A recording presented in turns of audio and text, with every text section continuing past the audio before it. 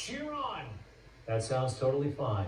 It's not inciting a riot. It's nonsense. But even if he said, let's go down there and burn it all down, which he did not say, but even if he did, guess what? The timeline doesn't check out.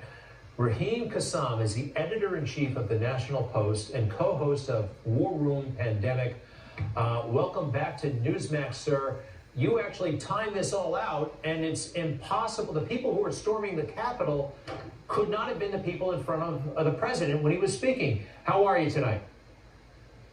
I'm very well, and thank you for having me. Yeah, that's the correct, unless they had either a time machine or a teleportation device. And then the distance between the ellipse and Capitol Hill, I went back through the Washington Post and NPR's reporting on this, just to use the left's own timeline of events on this stuff. And it transpires that actually, of course, nobody could have both heard the president and breached the perimeter of the Capitol in the timeline that we're told it took place. And I'll explain.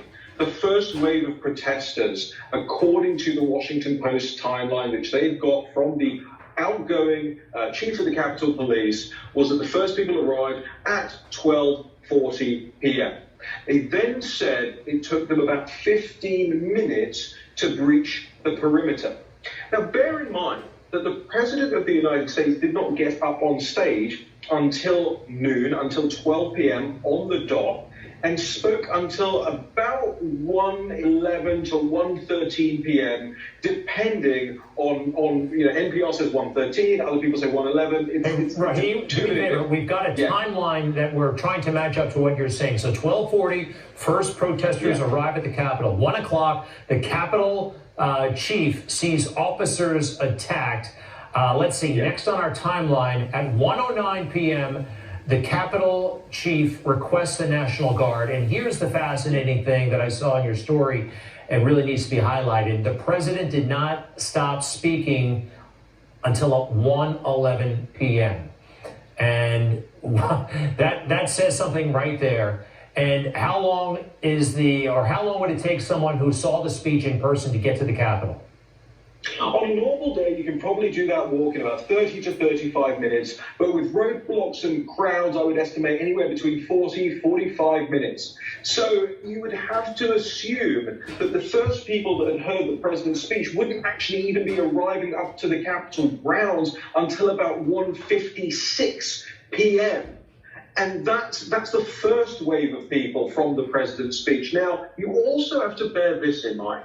How many Trump rallies do we ever see where people leave 10 minutes into the speech or 15 minutes into the speech after they've been waiting 5-6 hours in the freezing cold, and then they decide, oh, I'm just going to set off and go and storm the Capitol building? Firstly, that never happens at any of these Trump rallies. So we know there is a major disconnect between people who were there at 12:40 p.m., the troublemakers, the people who were agitating at the Capitol, and people who had traveled into town to hear their president.